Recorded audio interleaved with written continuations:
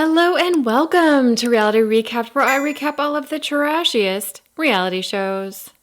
My name is Heather. I have a degree in psychology, and it's through that lens that I watch the show and make my comments.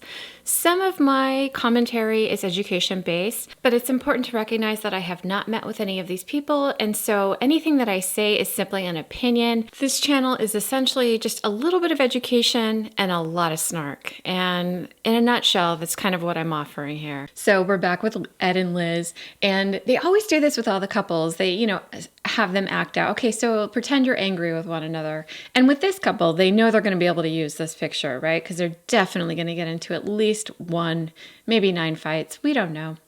But my favorite pretend like you're angry at one another photo is from UK The Other Way. I love this show. Do you guys watch it? This is so funny. Like his reaction and her face. I love this show, and if you want me to recap it, let me know. Put it down in the comments. So we're back with Ed. He's still at the bar. This is the night that they had that huge fight, and Liz is off running the streets of San Diego barefoot. So the party was going great until Liz's ex-coworker showed up at the engagement party, and I'm convinced that she liked Liz. So what if she liked Liz? Liz has no control over who does or does not like her. None of us do. So what? So I asked Liz about it, and she got upset and left. It seems like he's absolving himself from any of the conflict that's happening, which is interesting because if he knew she was drinking, just hold off until she's sober the next day and not at an engagement party. Maybe that'd be a better time. But he has no sense of when to do something. I think he feels insecure, and so he just responds to that, and it doesn't matter what's going on at that time. Time and place is a big deal. It can really help. You guys know this. Why am I telling you? Maybe Ed's watching. And that's why I'm saying it out loud. She's been drinking, and she's out walking with God knows who, maybe by herself. Anyone else want to bet at a later date he is going to insist that Liz cheated on him with some random person she met when she was walking down the street barefooted trying to get away from him? I guarantee you that he is just so insecure it doesn't really matter what she does. He's going to find an issue. I don't know if I'm more upset or more worried about where Liz is. Oh, well, I'm happy I'm here to help then. You're definitely just worried about yourself. You don't care at all about Liz. We give you a ride? Liz, we can drive you. Liz thinks about it for a second before she accepts the producer's ride. I wish that she would have gone to a hotel and let everything cool off, but of course she's on a reality show and the producers drive her right back to Ed's house, which is just real icky. I swear, he's so jealous. It's like he wants me to hurt him. It's like he wants me to cheat on him. No, the only thing I can do is go home and wait for Liz to come back, if she'll even come back. Yeah, he just seems so worried. I mean, the love of his life is walking the streets intoxicated by herself. So it makes total sense that when she walks through the door, the first thing he says is, Liz, maybe you gotta go back with your grandma and grandpa. See how concerned he is? He's so happy she's home. He hugged her. He told her he was happy she's safe. You got jealous over someone who was attracted to me. You think I'm having a relationship with someone? You did in the past. No. Liz, when we split up, you... He is not even worried she's cheating on him actively right now. He's worried she had a relationship when they were broken up. That's so crazy. This poor dog is like, please give me a drink. If you're gonna fight, I need a drink. I'm tired of your dishonesty. I want to marry you, but I can't. This is a pretty typical sales tactic as well as a manipulative tactic. So reminding the other person that you're trying to negotiate with of what it is that they want. Liz wants to get married, so he dangles whatever it is she wants. And then he makes all these rules. But you're going to have to do X, Y, and Z to satisfy whatever it is that I'm concerned about, and then you can have what you want. And it's really obnoxious. I also want to add here that I think that Ed believes that Liz is actually cheating. I think his insecurity is so high that he distorts everything. And instead of accepting reality and what's actually going on, he's looking for any indications to validate the feelings that he's having, which is a real issue that you have to go to therapy to kind of resolve. He is not going to get better with this. And it doesn't matter how many limitations he puts on her, whether she's home at 11, whether she can't hang out with men, whether, whatever. It's a feeling, and he's attempting to make his reality fit the feeling that he has inside, even though it's distorted. And again, to him, this feels like he has evidence. So it's very complicated. This is totally stepping back into trust issues in the past. I've never kept a relationship from him. I just can't trust you. Liz, are you a lesbian? Hasn't she been sleeping with you? Aren't you a man? Is your question, are you bisexual? Because that's different than if you're a lesbian. Just because you're bisexual doesn't mean you're a cheater, Ed. I have no physical attraction to any females. Oh, good. Okay. Well, that kind of solves everything, right, Ed? I mean, you've asked the question and she's told you, no, this isn't how I'm feeling. I'm not attracted to women. So now they can go to sleep and get a nice rest and feel better in the morning and start anew. But the fact that you don't even come to bed anymore. You stay up to 5 a.m. You don't come to bed. You don't cuddle with me. You don't do anything. It's the worst part of arguing. When you're arguing about one thing and then it snowballs into everything else. I cannot stand this. I think one argument at a time. It should be a rule. If you're trying to deal with one issue and you're already kind of heated, you're intoxicated, your feet are real tired and real sore from walking the city. Maybe let's not do a pile-on right now of everything that is wrong in the relationship. This is not very productive. It might feel really good, especially if you've been drinking, to just lay out everything that's ever bothered you about this person, but it does very little to solve any of the issues. Liz, you're the one that got upset and walked away from the restaurant, left me stranded. You drink too much, and you just start walking home. So he, again, is restating that Liz is the problem. This seems to be it's the passing of the responsibility. It's not me, it's you. And then Liz will come back and say, you're not even doing this or this. And then he comes back and goes, it's you, you're out of control, you're drinking. Again, not a very productive thing. Not surprising it's happening. That's dangerous. I don't need anybody, Ed. Okay, so number one, yes, you do need people. Everybody needs support. Everybody needs friends. It doesn't make you weak needing that. It makes you a human being. There's nothing wrong with that. And it is dangerous to go walking intoxicated by yourself. It just is, unfortunately. So that's true. What? You don't let me hang out with anybody. Because they're all trashy. Wow, that is so rude. I've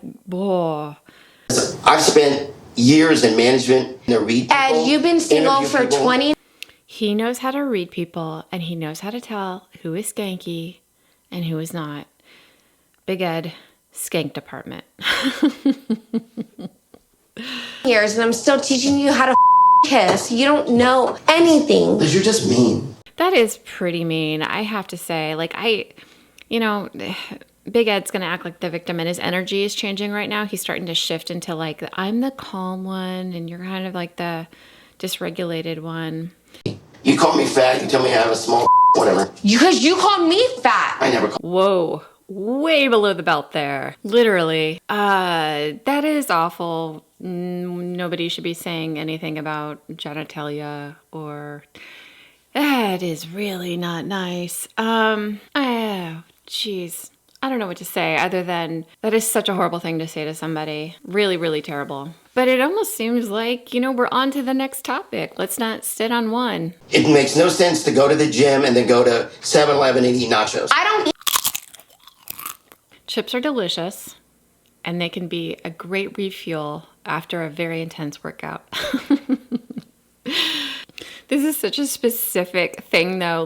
Clearly, one time, Liz, after a workout, went and got nachos from 7-Eleven. I don't recommend 7-Eleven nachos. I feel like if you're going to splurge, go big, right? Go to a restaurant.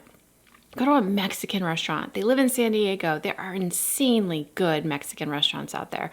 So go to a Mexican restaurant and get the biggest platter of nachos that you feel like having and enjoy them. And don't do it every day and you'll be fine. It's not a big deal. There's 8 TV dinners down there that you eat every night. I know. And I also eat pie, and I have a sweet tooth. I'm overweight too. You could eat. Dang the shade. And Liz almost missed it. She almost missed it. And then she heard it. Overweight too. Am I overweight, Ed? Liz, why are you using the F Am word? I overweight? No. I'll drop positive hints, and I know I have to work on myself too, but I've never called her fat. We both can definitely make healthier choices when it comes to, our intake and being more disciplined, about working out.